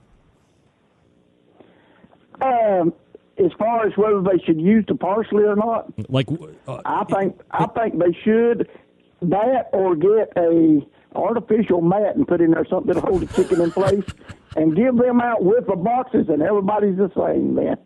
There you go. Dan, would you like to see garnish voted in as mandatory or voted out as you can't use it altogether versus sitting in the optional state that it has been? Well, it obviously, if they voted it out, I would be pleased because that knocks like 4 hours of prep out of the way. Right. If they keep it in, that's fine. But if you're going to do it, nobody's going to turn in a box without garnish in it. I mean, you eat with your eyes. I don't care. It leaves an impression on the judges. If you want to be the outcast and stand by, I got perfect chicken, I don't need garnish. Well, knock yourself out. But I'm telling you, they still eat with their eyes. It helps your appearance. And we'll finish with Dennis. Would you like to see it in as a mandatory thing or just vote it out altogether versus sitting as optional right now? No, I'm fully in agreement with what Dan says. I mean, obviously the judges are looking at it, and when you open that box up, if it looks nice with that parsley around it, they're going to love it. But as we know that as cooks, you get some judges come in there and sit there and go, and that's my pet peeve is you get 9s across the board, and you get one judge gives you 7 on appearance, and it's like, where's the judge coming from? I mean, I don't understand it sometimes. But that's why we do it. So here's, I guess the reason I ask is because kind of your answer, you're saying why you do it, but has it become so commonplace and so much of the answer being, well, you eat with your eyes first. But look, I mean, that's all you've ever seen is a garnish box. So if it wasn't there and it hasn't been there for the last 20 years, but it's still optional, it just sits odd with me that something that everybody does isn't just part of the mandatory rules. Well, I mean, if you feel though, go ahead, Dan. If you feel that you want to go ahead and turn it in without garnish on it, I mean, if you really have absolutely beautiful, perfect chicken, knock yourself out. But under the current laws or bylaws of KCBS, that it is allowed to have garnish in there, it definitely augments the color. It makes the red stand out more. Yep. It makes your chicken pop in the box. If you just put it against a white background, you're still going to have that red hue, but it's not going to stand out. It's not going to be a contrasting color. Right. So if they leave it as is optional, everybody's still going to garnish. And maybe a couple new guys that don't really know the significance of it may not garnish, but anybody who's competed for more than probably 6 comps is definitely doing parsley or green leaf lettuce. So, any Dennis or Bob, do you have anything else to add to that before we move on? Well, the garnish actually can hide a lot of stuff. I mean, if you need a corner covered up, the garnish. But could you imagine 6 pieces of chicken in a white styrofoam box, and you walk 300 yards to turn in, and they open that box, and there's sauce done smeared all over the bottom of it? I mean, that wouldn't be appealing to them. Dennis, anything? No, like I said, we're just totally for the garnish. I mean, I like it. I like the way it looks. When you show people your pictures of your box, they're like, oh, my gosh, look at that. What were the judges thinking? They give you a 7? All right, so we'll turn around last portion of the show. We call it the parting shot segment. So if you have anything you'd like to promote or say where you're going to be at or you got something to sell or whatever the case may be, go ahead and let it all hang out here. We'll go to Dennis Keck for Smokin' Butts. I just want to promote. We do have a jewelry store, but we're making up a ring right now for Big Mo. Everybody's going to see Big Mo in the next 3 or 4 weeks. He'll have a ring on size 16. It's going to be an awesome looking piece. And the Rebel Smokers out here in St. Louis, it's a really nice smoker. It's on the same concept as the Stumps. But other than that, we switched to a Rebel, and we've been hitting. So we love them. And the jewelry store, that's keckjewelers.com, correct? Correct. And like I said, we can make any ring with your logo on it or whatever. All right. Bob, anything that you would like to promote or where you're going to be at next or anything like that? Well, one good thing, we're going to the Las Vegas Cook for the World Series Championships. Oh, yeah. And if there's any company out there that would like for us to fly their flag while we're out there, we could sure use some help on the fuel getting out there. Yeah, no doubt about it. And we'll finish up with Dan McGrath, Three Eyes Barbecue. Okay, I got two things. Number one, for the new cookers, the guys that are just getting into comps or whatnot, or even guys that have been doing it for a while, if you take the extra 3 seconds to take a picture of your box right before you're closing it to turn it in, get your results, whether you're happy or sad, you're ready to kick the truck, whatever. Wait about 2-3 weeks, then look at them. And then honestly look at what that judge is telling you. Hey, it's a 7. And look at, if you can objectively look at that picture, then you'll get somewhere. You'll actually start to increase what you're doing. Second thing is 3eyesbbq.com. Stop by. We'll be at Bel Air, Maryland next weekend. New Holland 2 weekends after that. Stop by the rub. Check us out.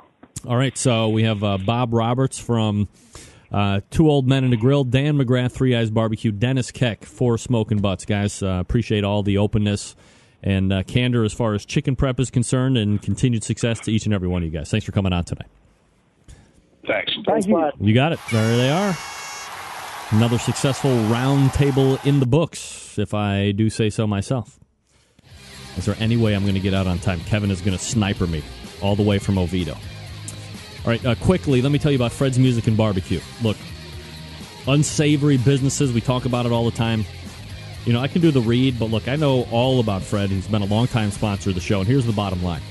You want to deal with somebody that is reputable, that has stuff in stock, and that is going to be able to ship it to you quickly, and is fair in price. Look, I mean, you can sit there and scour the internet for everything that's potentially cheap, and what's the bottom line here? You might find something, be able to put money down on it, but they just don't have the inventory because they're actually not able to buy it at that price. So now they're going to wait around, and once they get it, they might send it to you. That could be 10 years from now. You're screwed on the internet. Not at Fred's Music and Barbecue. Everything they have is in the store. It's in stock. It's ready to ship to you properly, and you're going to get it at a fair price. If you want to work a better price, call Fred. Tell him you're listening to the show. Tell him Rempy said that he's a businessman. You might want to work a special deal out. I mean, you never know. Fred's not looking to lose sales. But he's priced fairly. He's got the stuff in stock, and it ships out to you. 3 of the things that I look for when I'm buying anything on the internet. Do you have it? Is it price fair? And is it going to ship to me at some point this year? Yes, yes, and yes. And it's all at TastyLicksBBQ.com. Also, they have their own line of rubs and sauces as well. They're doing very well in the competition circuit. Fred has already won Reserve Grand Champion this year. He's finished in the top 10 quite a bit for a new team. So showing their wares. So you might want to try those sauces and rubs out as well. And they carry a full line of smokers, the charcoal grills, the pellet-fed cookers, those smoke disc cookers like the Bradleys, their big green egg spurts. They're going to be having a brisket class this upcoming weekend, I believe. So if you're in Shillington, Pennsylvania, look them up there. Do yourself a favor. Quit screwing around, buying all your other barbecue stuff, the accessories, the grills, the smokers from anywhere else on the internet, and go to TastyLicksBBQ.com. Just let the confidence exude as you keystroke in what you want. Send off your payment to Fred, and boom, that stuff will be there before you know it. And they will help you after the sale as well, just like the Barbecue Guru does. Fred Bernardo, the gang at TastyLicksBBQ.com. We will come back and wrap the show, and I'm going to be done at 11, whether I like it or not. Stick around. We'll be right back. Get in the smoke. Call 877-448-0433 to get on the air. Now, here's your host, Greg Rempy. All right, we are back. Coming up on 57:35. And a great chicken round table. Hopefully you were able to get a lot of information from that. I know I was. People are steaming chicken, confit, cooking chicken in fat. That's right, cooking chicken in what? Fat. It's very popular. I love fat. Fat is flavor. No doubt about it. All right, there you go. We had Bob Roberts, we had Dennis Keck, we had Dan McGrath. 3 of the top chicken cooks in KCBS right now. Like it or not. Peace out, Dave Bosca, number 7 for you. Jim Daniels. Sponsor me down there. It'll be awesome. We'll have a party. I'll get you so drunk we'll throw up and you finish last. All right, thanks to first guest, Andy Rabinowitz. He bought my barbecue for him. We also had Justin McGlaun. Lucky's Q won the Sam's Club Regional this past weekend. We also had Stan Hayes talking about Operation BBQ Relief. And then we had the Chicken Round Table. Bob Roberts, Dan McGrath, and Dennis Keck, respectively, on the panel. If you have raw cast iron, Season it each and every time. When it starts to cool down, scrape it off, hit a little Pam, a little Crisco. Let those cast iron grill grates serve you for generations to come. Also, September 11th, 2001. I will never forget. Huge show already for next week. Until next Tuesday at 9 p.m. Eastern Standard Time, this is your program host and proud U.S. American, Greg Rempe. Good night now.